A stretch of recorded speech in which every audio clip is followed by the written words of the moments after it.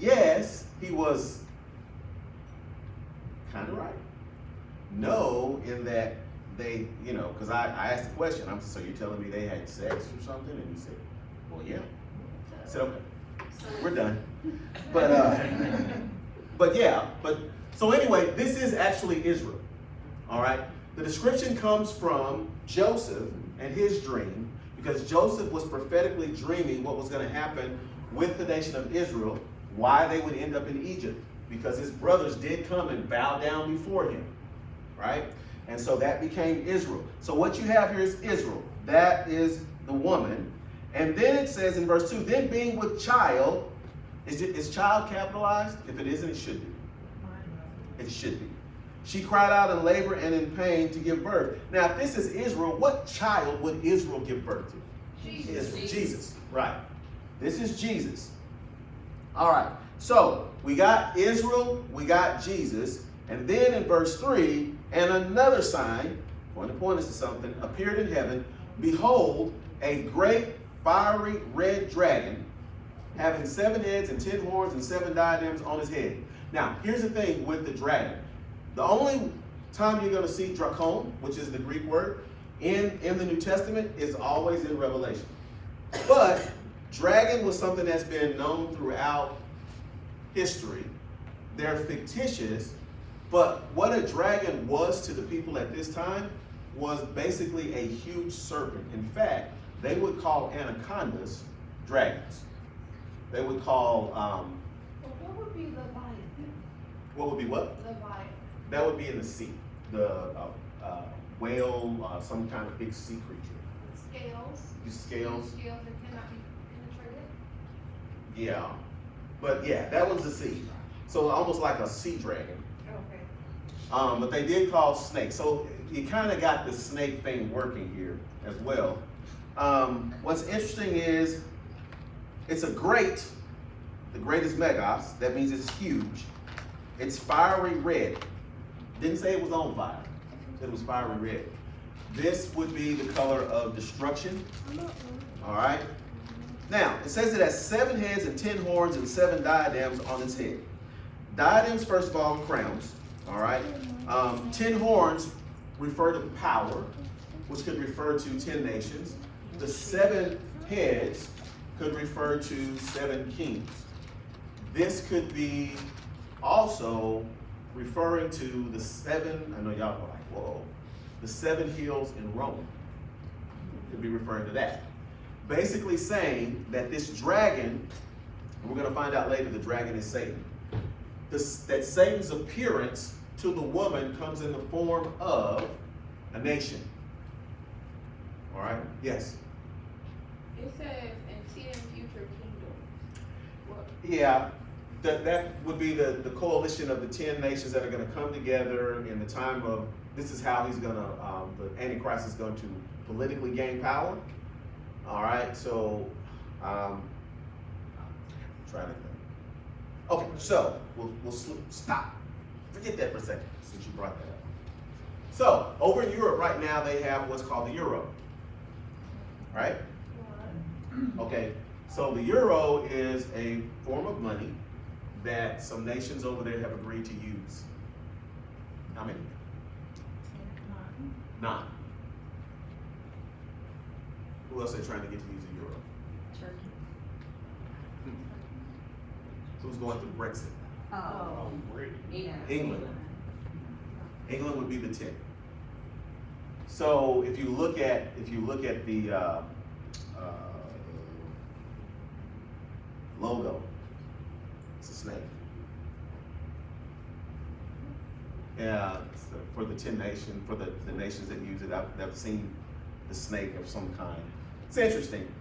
But, so the thought process is what the Antichrist is going to do is he's going to coalesce 10 nations of the old Rome. Rome would be a part of them. Rome is a part of this one, or we would say Italy, Rome.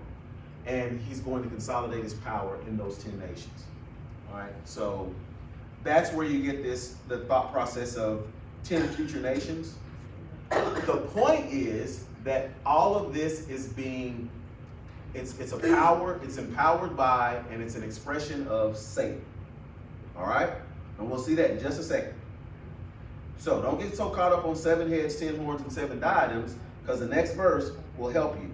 Verse 4 says, his tail. Whose tail? The dragon's. His tail drew 1/3 of the stars of heaven and threw them to the earth.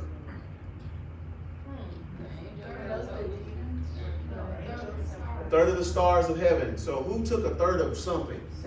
Satan. He took 1/3 of whom? Angels. All right. So Satan took 1/3. So he's going back to the fall of Satan. When Satan fell, he as we say, the dragon whipped his tail. He was so wise, he convinced 1/3 of the angels to actually follow him in his rebellion. Some of them were so bad that what happened to them? All right. And we saw them come out back in one of the trumpets, right? So he takes 1/3 of the angels down with him. So that's the reference. So we know that dragon is Satan. And the dragon stood before the woman who was ready to give birth to devour the child as soon as it was born. Now, when you read the Bible, this is what's interesting. When you read the Old Testament, you see Satan show up in Genesis. And then you see Satan show up, where else? Job. And Job. You don't see a whole lot of satanic activity till when? Jesus, the Gospels. When Jesus is born, Satan is active. Have you not noticed that when you read the Old Testament, how many possessions do you see in the Old Testament? None. Where do you see all the possessions at? The New Testament. You see them, really, you see most of the activity at the time of Jesus. I mean, there was somebody possessed everywhere he went, right? It doesn't mean that there's not possessions now. What it means is, he's like a magnet. Wherever he went, boom, it was popping up. It was popping up. It was popping up. You also see it with the apostles, right? They had their run-in with them as well. So what we know is this. When Jesus was born, Satan showed up. There's another reason we know that Satan showed up. What happened? We know, y'all should know this from Christmas time. What happened about 2 years after Jesus was born? Herod wanted to kill every child. And if you read it carefully, it says Satan entered into Herod. Right? So Satan was active. He was trying to kill Jesus. So let's read this again. And the dragon stood before the woman who was ready to give birth to do what? Devour her child as soon as it was born. Satan was out to get the child. Why? He knew he was going to defeat him. He told him in Genesis that was going to happen. Okay? So, and we already know Satan he knew his time was going to come up. So if Jesus, let's just say Jesus didn't get to the cross. We know that's not possible. But did that mean Satan was off the hook? No, he wasn't off the hook. But what would that have done? Jesus doesn't get to the cross. It doomed us all. Y'all said it earlier. I asked you, what's Satan's plan? He's doomed. To what? Take as many with him as he can. What the best way to take as many would be to stop. Yes, there you go. Just stop salvation altogether. So that's what Satan was doing. Look in Luke and look in the 10th chapter. You find verse 17. I just want to show you what kind of activity was going on when Jesus was around. Luke chapter 10, verse 17. When you're there, say amen. And he's going to say something about Satan. All right. Then the 70 returned with joy, saying, now Jesus had sent the 70 out, okay, 2 by 2. And they came back saying, Lord, even the demons are subject to us in your name. Again, when you read the Bible, there isn't all this demon stuff going on. I don't know of a prophet that had to go cast a demon out of anybody. Did not. Because I'm going to say something about Satan here in a minute, and I want you to you'll get it. You'll really get it. Verse 18, and he said to them, now this is what Jesus said to his disciples. I saw Satan fall like lightning from heaven. By the way, that's in the past tense. So what is he talking about? He got cast out. Okay, when y'all say cast out, what do you mean? Because I want to make sure we're He talking fell about from grace. He fell from his position. position. He got fired from his job. He had the best job in the world, and he got fired. So when we say we're going to see him in a minute get actually cast out. When he's talking about his fall, most people see that part where he says like lightning, and they're thinking, like boom. No. What do you know about lightning? It goes this way. Well, it can go that way, it can go this way, it can go. It's There you go. It's quick. I saw him fall like lightning. It happened quick. He said, I, boom. He wasn't Lucifer anymore.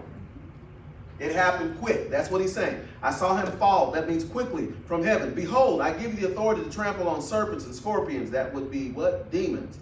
And over all the powers of the enemy, and nothing shall by any means hurt you. Nevertheless, do not rejoice in this, that the spirits are subject to you, but rather rejoice because your names are written in heaven. Right? So there is no rejoicing. Why would he say, don't rejoice that you have this power? Why? Well, think about it for a second. Who are the demons? Who are the fallen angels? Think about it for a second. I think sometimes when we look at it, now, look, they can't be saved. That's not it. But I would say there is some empathy here. They were deceived by Satan too. Don't be celebrating because you got power over the, poor creatures. Sad. You were created here and you fell for this mess. So if I've got authority over them, he's saying, that's not what you celebrate, having authority. What you celebrate is the fact that you're saved, because guess what? They can't be. All right? They can't be. So that was parenthetical. Come back. Just wanted to show that this is Satan, and this is Satan trying to kill Jesus before he came, because he's going to talk about these other things that are going to mean a lot to us here in just a second. So Satan stood before the woman to devour a child. So verse 5, she bore a male child. Is child yet capitalized in your Bible? Yes. Okay, now it is. Who was to rule all nations with a rod of iron. Has Jesus ruled all nations with a rod of iron? No. That hasn't happened yet. All right? And her child was caught up to God and his throne. Has that happened? Yes. Yes, that has happened. That's Christ's ascension in the book of Acts, when he went up into the clouds. What's interesting in Acts 1:9, it says this: now when he had spoken these things, they watched. He was taken up, and a cloud received him out of their sight. And while they looked steadfastly toward heaven as he went up, behold, two men stood by them in white apparel. Those would be what? No, this is in Acts. Angels. Verse 11, who also said, men of Galilee, why do you stand gazing up into heaven? The same Jesus who was taken up from you into heaven will so come in like manner as you saw him go into heaven. So when Jesus comes back, how's he going to come back? Well, he went up through the clouds, so he's going to come back. Now, when he comes back to the earth, he will come back through the clouds, but he will come all the way to the ground. The rapture, those are two separate events. If you get that, it'll keep you from making errors as you're reading the Bible. The rapture and the second coming are two different things. Huh? Isn't a kingdom coming with him? Yes, we'll all come with him. Yeah. Yes, we'll all come with him when he comes. But his second coming is where he actually touches the ground. In fact, when his feet hit the ground is going to split. So, pretty neat stuff. All right, so we got the male child, we got the woman, we got the dragon. So in verse 6, this is where I said, this is where you probably get confused when you read chapter 12. Do you all remember anything about Israel fleeing into the wilderness because Jesus was born? No. So verse 6 is not back then. Verse 6 has now is bringing it up into tribulation. 3.5 years. Yes. This is after the 3.5 years, because 3.5 years of peace, And then when the Antichrist goes into the Holy of Holies and sits on the throne and says, I am God, I'm the Messiah you've been looking for, then Israel's veil is going to come off because they've been sacrificing in the temple. And when their veil comes off, they're going to realize who he is. And when they realize who he is, they're going to have to flee because he's going to get after them. Then the woman fled into the wilderness where she has a place prepared by God that they should feed her there 1,260 days. Now, would this be the 144,000 that was sealed that we talked about earlier? Well, the 144,000 are going to go out into the all over proclaiming. After? They will go out when the Antichrist sits on the throne. The 144,000 will begin their ministry. Israel will be on the run. So he's going to declare peace. And Israel, which is 144,000, or no? 'Cause No. that was, The 144,000 are all Israelites from the 12 tribes, right. but their ministry is going to be to go and evangelize the world. So who is this other Israel part? This is just Israel. They're still from Israel. Okay. Yeah, they're not. Well, I wouldn't say remnants. Just think, there's Israel, which is more than 144,000 people, right? Right. There's that many people in Jerusalem right now. Well, Right. way more than that. Yeah. So 144,000 of these men. This is when they will be sealed and they will appear and they will begin their ministry. All right, along with the two witnesses, Moses and Elijah. And so the Moses and Elijah will be calling down the miracles that the 144,000 will be going out and going. You see what they're doing? So all of that bad stuff that you see happen in Revelation, Moses and Elijah are actually going to be causing it. Now, the world will understand that they're doing it because they're going to be saying we're doing this because of God. So they'll know it's because of God. The 144,000 will be using those, the same way Jesus did a miracle to give a message. The 144,000 will be using all of the calamity that the two witnesses are doing in order to go out and evangelize. This is God. This is what's going on. This is why stuff is falling down. This is why you got the serpents coming out and stinging and doing all of those things. This is why the water's gone bad. This is why 1/3 of the sunlight is gone. All of those bad things. This is why we're at war. This is why all of this chaos is going on. We are in the tribulation time. Israel's veil is gone, so they recognize the fact that the Jesus that was killed is the actual Messiah, right? And because of that, think about it.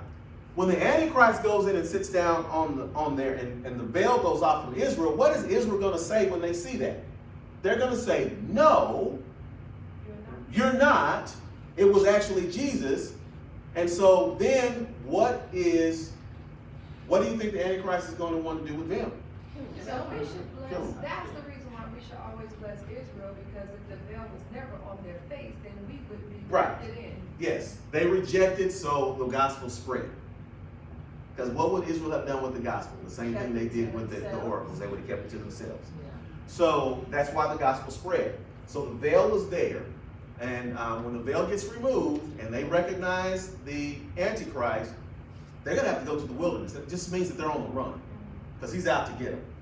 How long are they going to be on the run? 3.5 years. Are you sure? Yes. How do you know? 160 days. 1,260 days. Yeah. You divide it up, it's 3.5 years. All right. So that's that second 3.5 years that they are fleeing. And then now let's look at Satan getting cast out of heaven, and you'll see why this is important. The war. And war broke out in heaven. Michael and his angels fought with the dragon, and the dragon and his angels fought. But they did not prevail, nor was a place found for them in heaven any longer. Don't miss that. Don't miss that. Because where do most people think Satan is? In hell. In hell. I don't understand. Why would he want to be there? It was made for him, but he didn't want to be there. So so there was not a place found for them in heaven any longer. When Jesus said, I saw him fall, he was talking about from his position. But when he fell, he still had access. We know that because when we get to Job, and the sons of the morning come. The sons of the morning, by the way, are angels. Who comes walking in amongst them? Satan does. And what does God say? Where you been? He's like, oh, I've been down to the earth. And so he saw Job. So he's been going, he has access, right? So right now, Satan is not here. He is there. We're going to see that in a second because he was doing something and he went up there. I'll tell you when he went up there in just a second. Verse 9. So the great dragon was cast out, the serpent of old. There's your casting out. That meant he no longer had access to heaven. He was cast out. Called the devil and Satan. See who the dragon is now? Right? Devil and Satan. Who deceives the whole world. He was cast to the earth, and his angels were cast out with him. Do y'all see that second part though? I think, well, Satan's there. Do you see his angels were cast out with him? Okay, so let me give you a picture of heaven and angels and fallen and unfallen and what's going on. So, Satan has schemes, tricks, right? His schemes and tricks involve stuff up here that gets manifested down here in order to get us to commit sin. His demons, their job, he dispatches them to mess with believers. He will mess with believers through unbelievers that they can influence or possess. He will mess with believers in all kinds of influential ways, but they are dispatched from Satan. He dispatches demons. What does God do? Dispatches angels. That's why the Bible says that angels, you've heard the term guardian angel. Your guardians do not look at you. They look at God. Because God instructs them on what to do. So his angels are looking at him. Yes, same thing. His angels are looking at him and they're getting dispatched. God's angels are looking at him and they're getting dispatched. Where are they getting dispatched from? Up there. So what goes on up there gets manifested down here, right? So when you think about the things that get you, and I always say, the stuff that gets you into sin, the stuff that sets it up for you. Let's think about it from this perspective. What I'm experiencing down here has everything to do with the battle going on up there. I'm lost. I thought the battle already happened, so they're still battling? Well, the battle for, when I say the battle for us as far as, yes, well, can't get our souls, but to get us to commit sin. Because I'm going to, in just a second, we'll see why this is going on. So Satan is rallying his troops up here and sending them to do stuff, and God is dispatching angels to make ways for us not to sin. Okay? So that thought of I got a bad angel and a good angel, it's kind of true.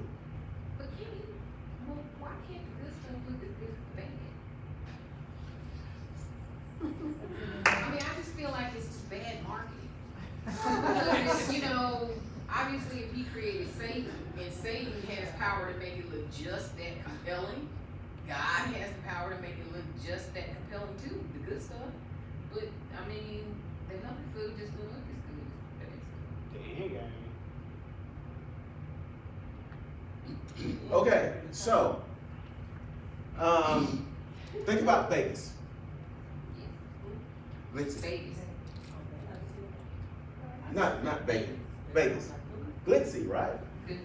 Glamorous, right? What do we call it? Sin City. What do you think Corinth looked like? Sin City. It was absolutely beautiful. When you're in Proverbs describes foolishness as a prostitute, a harlot. Describes wisdom as being chaste. Right? Okay. So,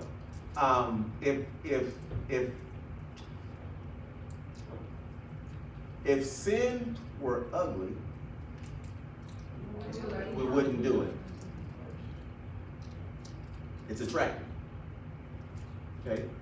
That's one of Satan's tricks, by the way, too, is to convince you that anything that is ugly is bad. Anything that makes you feel bad is wrong. If it makes you feel good, it's good. Anybody committed sin? When you were committed, how did it feel? Great. After? Depends. Sometimes it's a delay. If it were not bad, if sin were bad, ugly, it is bad. If it were ugly and made you feel bad, right, we wouldn't have any problem being obedient. We struggle with obedience because it is attractive. Okay? And so, good stuff isn't all as attractive as bad. Good stuff, though, when you do good, you realize how attractive it is once you've done it. But that's why we walk by faith and not by sight. Okay. Your eyes will get you into trouble. The where? Earth. And his angels were cast out with him. I think a lot of people realize that angels were there too. Everybody turn to Ezekiel, find chapter 28 and verse 14. 28. Ezekiel 28 and 14. Y'all have heard it before, but just turn there. Oh, I've been meaning to tell y'all this for years and I always forget. It just dawned on me. So back when I was at Tyndale, one of my professors showed me how to chain your Bible. Chain. So I just gave you a reference to those particular verses 7 through 9. When you go back over there, if you have this is why I suggest you have a Bible. You can write in it. You would write Ezekiel 28 and 14 right there in your little margin. And whenever you read that, you would go to Ezekiel 28 and 14, right? And so you start chain. That's called making your Bible a chain reference. Some Bibles come as a chain reference, but it's always better for you when you do the referencing yourself because you're studying. Does that make sense? So you sometimes the Holy Spirit will bring scriptures to your mind as you read something. Go, oh yeah, over here, and you write those. We call them chain references. All right. So. Ezekiel 28 and 14. You were the anointed cherub who covers. I established you. You were on the holy mountain of God. You walked back and forth in the midst of the fiery stones. You were perfect in your ways from the day you were created. It was what? Perfect. Till iniquity was found in you. By the abundance of your trading, you became filled with violence within, and you sinned. Therefore, I cast you, so some of y'all were talking about cast, right? I cast you as a profane thing out of the mountain of God, and I destroyed you, O overcoming cherub from the midst of the fiery stones. So this should tell you Satan was a cherub, all right? And also that the casting is to get cast all the way to the earth. That's like somebody throwing you out the door. This casting out, he's casted out from the mountain of God. So imagine that all of this is heaven, and this is the mountain of God, okay? And let's say this God is here. Satan literally was kind of like here, at the foot of the mountain. No one got closer to God, I shouldn't say Satan, than Lucifer. Wow. This was his job. His job was to keep everybody else away. That was his job. He was closer to God than anyone else. All the other angels, way back there. His problem, as he was walking around, I don't know if he looked in some beautiful crystal stone, but he saw how beautiful he was. Maybe he heard the beauty of his voice. And he looked at God and he said, I will ascend. And so then Jesus says, I saw him like lightning, like in that instant. He went from being Lucifer to Satan, and he was fired. I always say a pink slip came out of nowhere, popped in his hand. You're fired. And so he was not to the earth.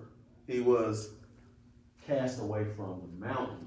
So he was amongst the other angels. When he got amongst the other angels, listen carefully. When he got amongst the other angels, and it says he whipped his tail, he showed them his beauty. Seems like He they should used just his voice kick on him them out. Why didn't you just kick him out then? Why would he give him an opportunity? to take because he's using him. Yeah. Yeah, everything Satan has done has been exactly what God wanted him to do. Because you get people who say, well, why even create him in the first place if he knew what he was going to do? There's purpose in all of this. There's purpose in all of this. So yeah, so when you see the dragon whipped his tail, he used his beauty, he used his voice, and he used his wisdom. He was so beautiful, he was so wise, he had such a wonderful voice that he could talk 1/3 of the other angels into rebellion. That's why when people are like, I'm gonna stare the devil down and let him come to me. I'm like, no, you don't want it. You don't want that confrontation. That's not the confrontation you want. I mean, you can get excited if you want to. If he walks in the room, it's Prince. Yes, sir. Yes, sir. Yes, sir. Don't look him in the eye. He'll get you confused. And remember, he's an angel of light and he hasn't lost his light. The best thing that we got going is the fact that he'll go everywhere Jesus goes. When Jesus came to the earth, he came. When Jesus ascended, he ascended. He followed him up. So it does, in this chapter, does it go on to say everything that happened to him and split it apart? Because it doesn't stop there. No, it's not gonna stop there. We're gonna see the song and we'll understand. When I say he ascended, be glad he ascended. Amen. Right, I Yeah. understand that, Yeah. but it says your heart became proud on account of your beauty. Oh, you're talking about in Ezekiel. In Now, Ezekiel. is it talking about the whole part of him? Because it says your heart became proud on account of your beauty, and you were corrupted, your wisdom, because of your splendor. So I threw you to the earth, I made you a spectacle of you before kings. Okay, so that's the split. Okay, That's the split. Okay. That's the split. What do you mean split?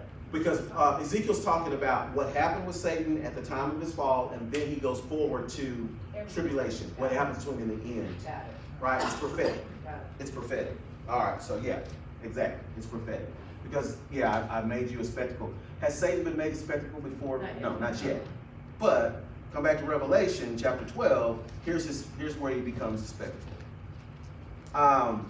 So, verse 10 of chapter 12, he's been cast to the earth in verse 9. So, verse 10, then I heard a loud voice saying in heaven, now salvation and strength and the kingdom of our God and the power of his Christ have come, for the accuser of our brethren, watch this, who accused them before our God day and night.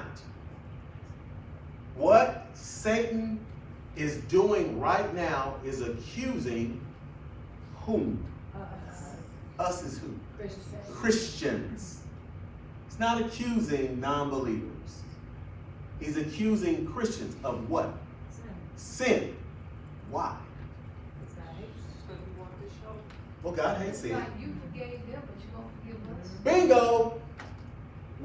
Y'all heard me say this before. One of the reasons angels rejoice and celebrate when we get saved, the Bible declares that the heavens, when one person gets saved, the whole heavens just go crazy. You're talking about the angels. It's because they don't know grace. For them to know grace, they have to see us. When you read Ephesians talks about this very thing, that our purpose is not, sometimes I think we get, we're all about me. God shows them who he is by saving us. Because for them, they only know God in this one rigid way. If you mess up, it's over. There's no grace. So God said, you know what? Let me show y'all what my grace looks like. Man, here's my grace. Man, do they fail? Yes. All the time. And what am I doing? I'm dying for them. I'm paying the price. What is that doing for the angels? The angels, they love God, but they need to see all aspects of God.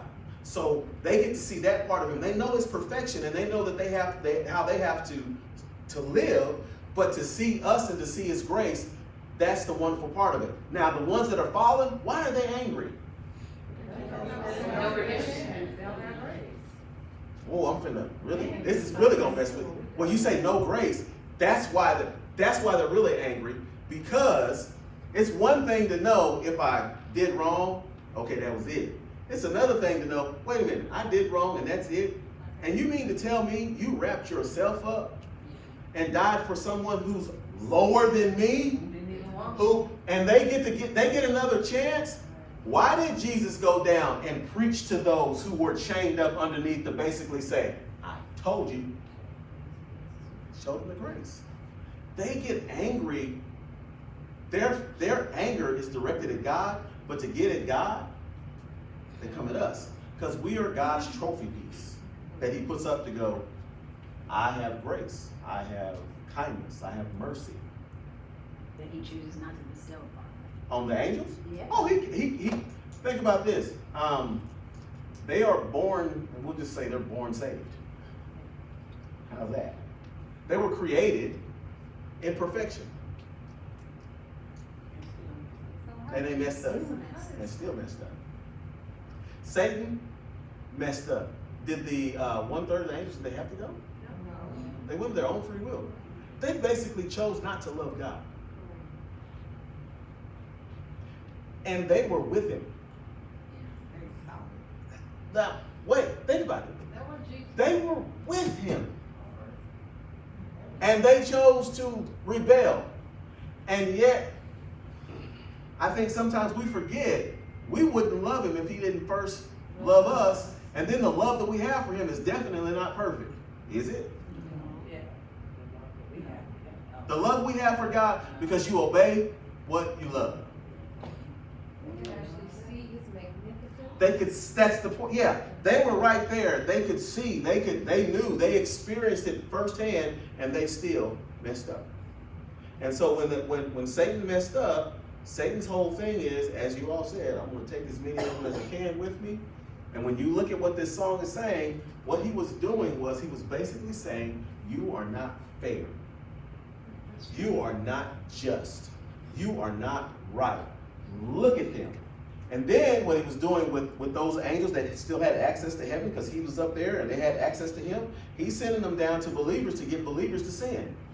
Is this before he chained up the really vicious? No. They got chained up in the fall. Okay, got it. When he whipped them, they like, I'm going to chain you. You guys are too bad. And so, They were warriors. yeah, they were, yeah. They're so what you've got then, you've got Satan accusing the brethren. The only thing he can do is go, look at that one, look at that one, look at that one. So he's dispatching angels. He's convinced most of us down here that he's omnipresent. Haven't you ever heard that? He's everywhere. He's not. That's his imps, as we like to say. That's his demons at work. That's what I say.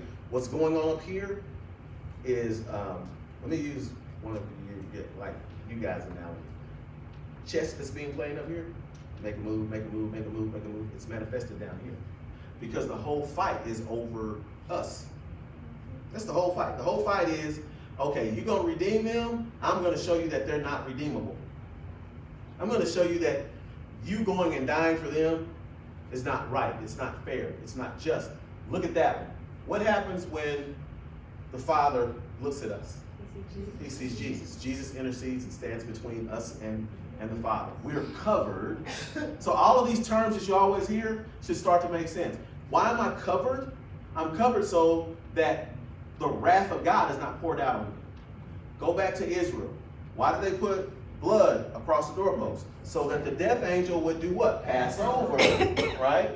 Same thing. By the way, when Jesus was crucified, what day was that?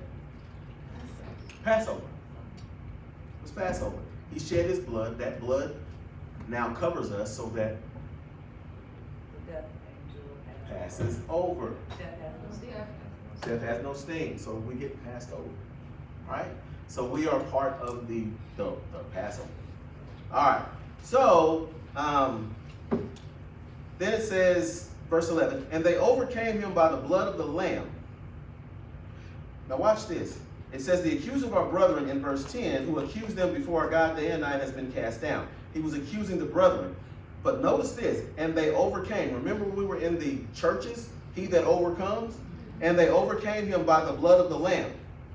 So, blood of the Lamb. What does blood represent, by the way? Life. Life.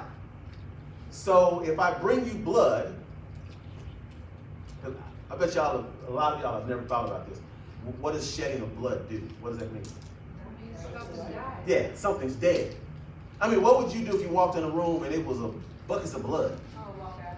Oh yeah, you walk out because you would assume someone has died or something has died.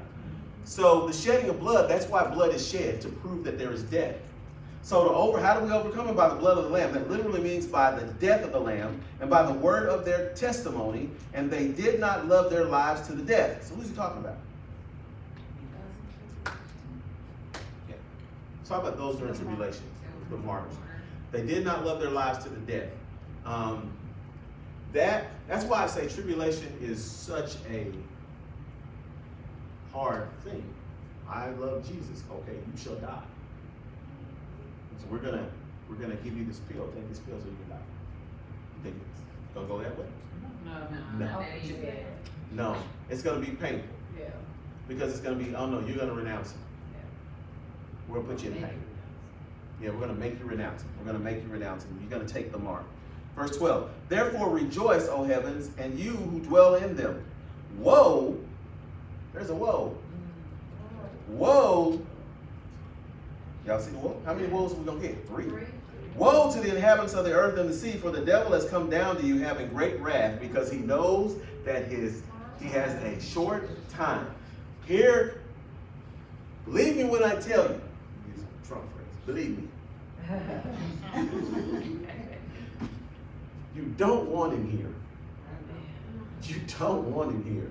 You get him down here, and I yeah. was thinking about that, even in God's awesomeness, I can't even think of a larger word, but even with that, he has Satan accusing us.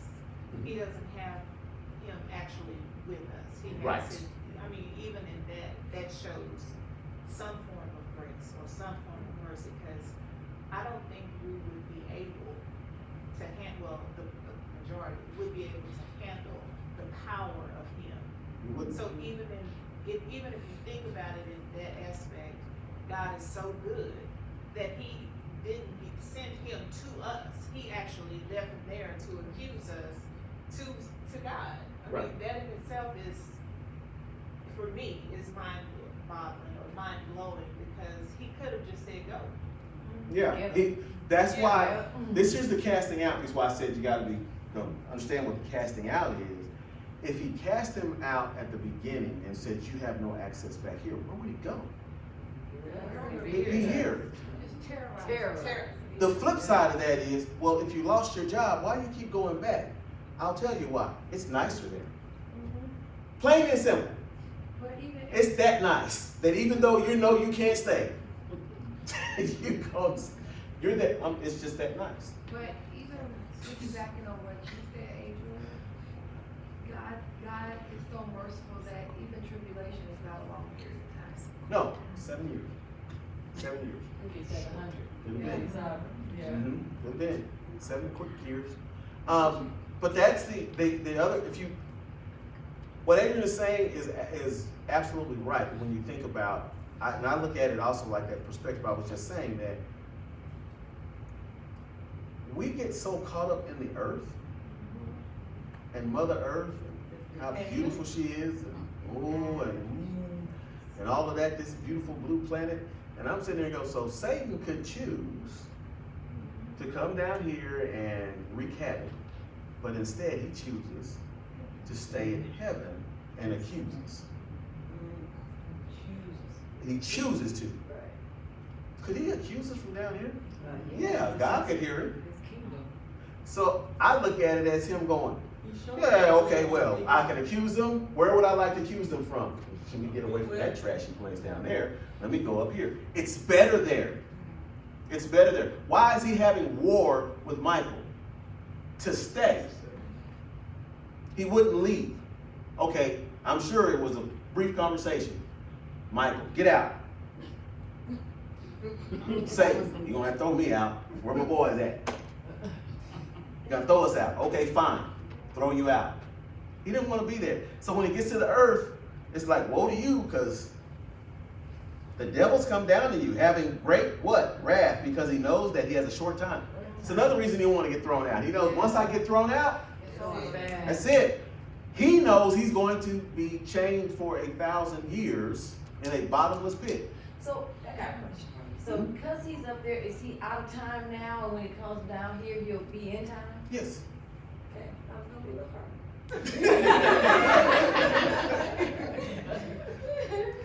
Yeah, okay, yeah. Now, but what I want you to notice, he's been cast down, all right. Verse 11 again. Look at verse 11 again. Verse 11 comes after verse 10. So after he's cast down, and they overcame him by the blood of the Lamb. Yes. That is literally saying that after he gets cast to the earth, even though he's going to wreak havoc, there are some that are still going to overcome him. That's why it says by the word of their testimony. They are not going to give in. Therefore, verse 12, rejoice, O heavens, and you who dwell in them. Woe to the inhabitants of the earth. He's coming down. But some of them will overcome. Then, verse 13. Now, when the dragon saw that he had been cast to the earth, he persecuted the woman who gave birth to the male child. So when do you think the dragon gets cast down if you're looking at the tribulation period? The tribulation period? Yeah, the 7-year tribulation. When did he get cast down? The third and a half years. Yes. At the end of the first 3.5 or at the beginning of the second 3.5 is when he gets cast down. That's when he gets cast down. But, verse 14, but the woman was given 2 wings of a great eagle that she might fly into the wilderness to her place where she is nourished for a time and a time and half a time. What's the time and a time and half a time? 3.5 years. So he gets cast down after the Antichrist goes in. I would say right about the same time. Well, they went to the wilderness. Yeah, they go into the wilderness. He gets cast down, and remember, the dragon is after them. So the dragon gets cast down, and he goes after them. The Antichrist walks into the temple, says, I am God. The Israelites go, no, you're not. Satan gets cast down. Satan goes after them. And then it says here that when they get this veil, this wings of an eagle means that God gave them speed to get away. It means that they're protected. Because it's always, what you always see is you see that there's martyrs, right? So the martyrs don't go into the millennial kingdom. They come back with us to rule. We actually reward them in heaven. We get to judge them and reward the martyrs. So who's going into the millennial kingdom? Those that are saved in the All- tribulation. So, but most of them get martyred. But did you see what happened with Israel? It's the ones, Some of them will overcome. but you have the ones. But even the ones that are overcoming, notice what it said. Go back up there and look. It's what it says. And they overcame him by the blood of the Lamb, by the word of their testimony, and they did not love their lives to the what? To the death. Death. Those are martyrs. Okay. But you have Who? the 144,000. The 144,000. They're saved. Okay, they go out and do their thing, and they're safe. They're going into the millennial kingdom. You got the And babies. and Israel is no No. Israel. Israel's veil gets open. Okay. Okay, so just going back, so we got 3.5 years of Mhm. peace. Yes. And after that 3.5 years, he goes into the sanctuary to sit down, says he's the Antichrist. Satan is thrown down. Then you have the Israelites, or Israel's, Israel. that run into the wilderness. And they're covered for 3.5 years. Right. From the damage that Satan is about to do. Right. Okay. Wait. I thought only the 144,000 were sealed and covered. The 144,000 are sealed and covered to go out into the world and preach the gospel. Israel goes into the wilderness and gets protected. They're hiding, right? Yeah, they're protected. Okay. Now, because the thought that always would get someone if you're not careful when you read, because when you go to the millennial kingdom, you're like, who's going into the millennial kingdom if all of these people are being killed for saying I love Jesus? Well, how many Israelites you think there's gonna be? Millions? Millions. Because now they get to know what tribes they're from. They'll all of this, the veil will come off. They'll know who they are. All of this. Remember that the millennial kingdom, who is sitting on the throne? Jesus. Watch this. And us. Watch this though. On the throne, David. Yes, it's Jesus. But the Davidic covenant says, I will raise David up and put him on the throne. It's Jesus as his ancestor. But what they're saying is it's going to be a Jewish kingdom. Right? So, are there going to be others that go into the? Now, Yes, is that but when not the a whole 12 lot. Mhm. Mostly it's going to be Jewish. And the 12 will with him, where it says the 12 tribes will be seated alongside of Jesus. Is that in heaven or is that in the millennial kingdom? Where are you talking about? I have to find it now. Where it says that there'll be 12 seats next to Jesus. There'll be 12 thrones or 12. You talking about the elders? The elders No, are the 24. 12. Okay, it's 24. Mhm. So It's so 24. 24 elders that'll be sitting Yeah, next and to so Jesus. and it's the 24 could be angels or they could be the church and Israel. We'll rule with it. Okay. That much I know. Now, what does it mean to rule with it? Judge. Judge, participate. Someone said judge, participate. Yeah, rule. I mean, we'll be part of the kingdom, but we'll rule with him. He will be king in the millennial kingdom, and it is a Jewish flair to that. Going into the millennial kingdom. There will be millions of people that go in, they will mostly be Israelites. They'll mostly be Israel. Israel has the veil will be removed. And then you will have some. And then if you think about it, everything goes back to the way that it was in the beginning and in the garden. So, because there's all, the other thing is, okay, so 1,000 years. I mean, how many kids can you have in 1,000 years? Well, I don't know, but you can have I know you can have a whole lot, especially if you start out with millions of people. But the other thing is, in the garden, we know that, I don't think birth is not, it ain't the same that it is now. It's not the same. It's obviously not the same. There's no pain. There's no threat of death. So kids will be plentiful. Plentiful. That's why there'll be nations by the time the 1,000 years. Plentiful. I don't want to know.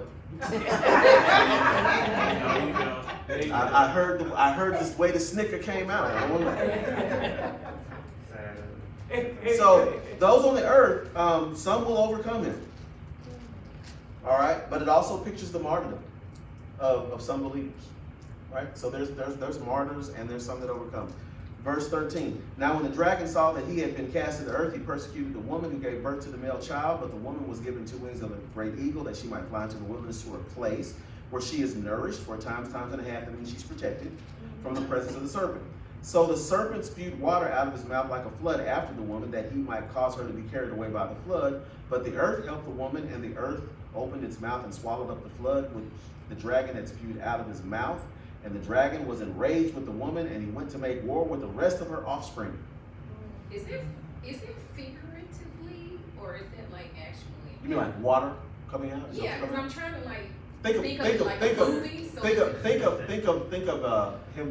the Flood. dragon sending a flood of soldiers to go and kill them. Oh, All right. I wouldn't have thought soldiers. I mean. Yeah. Okay. Yeah. Think of it in those terms, or you know what? You can Water. think of it in water. Either way, what does it say about Israel? They're what? Protected. All right, they're protected. And he went to make war with the rest of her offspring. Come on, y'all know who that is. The rest of her offspring. The rest that was, Who? Y'all kept separating a while ago because y'all the 144,000. And I'm like, okay, can't get to you. These idiots, I'm getting. Because they're out here, they stirring up too much trouble. I gotta go get them. Who keep the commandments of God and have the testimony of who? Jesus Christ. That's what they do. They're out there witnessing. So he goes to try to make war with him. Is he going to prevail? No, because they're sealed. All right, so that is, that's chapter 12. What date? He's on his way. Keep on going. I love the fact that we are doing this study because you have to read it and read it and read it and read it again to figure out what the heck is going on with 12. Yes, 12 is interesting, and it is one of those ones you keep going back to it and you'll see, look, like I said, the little phrase of them testimony unto death. Okay, well, those are martyrs, but then you see Israel. We've been through this 3 times. How many of y'all remember that? Because I have said this before, that Israel was going to be going into The millennial kingdom. What was, and we'll get to 13. What was one of Paul's biggest regrets? That they would never say. He couldn't witness to Israel. He couldn't witness to, but that was the Israel of his day. It wasn't that Israelites were not believing, but Israel as a whole, he says there's a veil. But the veil gets removed. All right, chapter 13. Let's study the Antichrist, the beast from the sea. Then I stood on the sand of the sea. Who was I? John. And I saw a beast rising up out of the sea, having 7 heads and 10 horns, and on his horns 10 crowns, and on his heads a blasphemous name. Now, the sea, that is we call that the nations, the abyss of nations. That's what that represents. The 7 heads and 10 horns, if you look in Revelation 12:3, we knew what that was. That was the dragon, who was Satan, right? Here is the beast who has a crown. So this would be who empowers. Satan is empowering the Antichrist. Okay? This is Beast who has key. the crown is the Antichrist? Yes, Satan is empowering the Antichrist. This is key. Horns represent power. 10 nations, 7 heads, 7 nations. That comes from Daniel, chapter 7, 1 through 7. That's where you see the leopard, that is Greece, the bear, that is Medo-Persia, Babylon, Egypt. Did I say Greece? Rome. And where everybody gets, they come up with the 6 nations. And what is the 7th? It is the revised Roman Empire. All right? Verse 3. And I saw one of his heads that if it had been mortally wounded. Everyone who's ever watched any kind of movie about the Antichrist knows that at some point he gets assassinated. Yeah, Left Behind. Any Left Behind movie. But yes, they got movies. Damien, 2 or 3 or 4 or 5, or whichever one. One of those, Damien gets shot in the head, which lives. But it's this is why they thought Ronald Reagan was the Antichrist. Cause he was shot. Ronald Wilson Reagan, 6 letters, got shot. But not in the New York He Street. wasn't shot in the head, but he got shot. And they were like, no, he's the Antichrist. Yeah, because he had the 666 and he was wounded. And all the world marveled and followed the beast. Y'all see that? Wait a minute, you said this beast is Satan or the beast is? This beast is the Antichrist. The one who sat on the throne. Now he's. Yes. Yeah, he's called the beast. He's called the beast. It's not a happy reference. He's a beast. He's a man. He got wounded. The reason it says head, I don't know if deadly wounded was healed. I don't know if his heads, but notice what it says in verse 3. And I saw one of his heads. Okay, one of his heads is referring to, go back up, there were 7 heads, 10 horns, and 7, what was it? So what does that make you mind? The nations? All right. So one of the crowns, the 7 heads represent the 7 nations. So one of the nations, this is how it's going to work. This is how it's going to work. This individual will be in charge. Okay. This individual will be, he will be in charge of a country. He'll be a leader of a country. Those countries that band together, that's the 10 nations. He will be mortally wounded, but live, and that will elevate him above the other leaders. And everybody's going to be like, I like him. You can't even kill him. That's when he consolidates power and everybody bows to him and he takes over. One world government. Right. Those of y'all that have studied that stuff and will know this is what this word came from. Okay, verse 4, and then we'll do verse 4 and 5 and I'll be done. David's back here. Verse 4. So they worshiped the dragon who gave authority to the beast. Who got the worship? Satan. What did Satan always want? Worship. What did he do? He gave what? Authority to the beast. So does the beast have any power? No. And they worshiped the beast, saying, who is like the beast, who is able to make war with him. This is the beginning of the unholy trinity. Because what Satan is going to do is he's going to create exactly what God did. It's a trinity. All right? So you got these two. And then verse 5. Who was able to make war with him? It's a rhetorical question. No one would dare oppose him. All right? Verse 5. And he was given a mouth speaking great things and blasphemies, and he was given authority to continue for 42 months.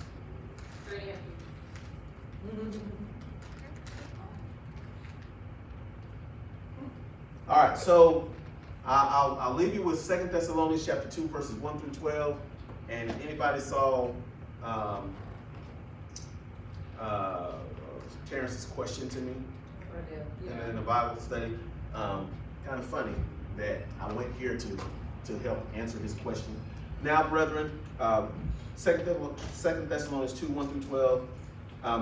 I'll read the first few verses. Now, brethren, concerning the coming of the Lord Jesus Christ and our gathering together to him, we ask you not to be soon shaken in mind or troubled, either by spirit or by word or by letter, as if from us, as though the day of Christ had come.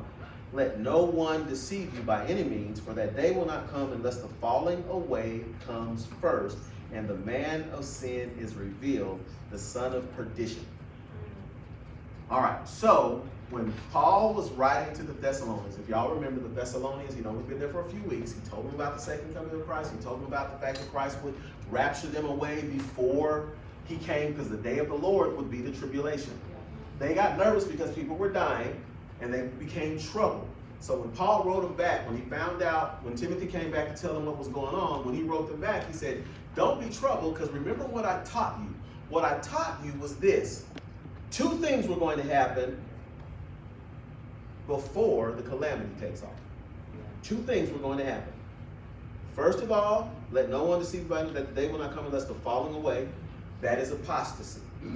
Falling away means that's when believers are false believers, is what they actually are, will fall away. That's the first thing. The second thing he says, and the Antichrist basically will be revealed. That's the son of perdition. He's going to be revealed.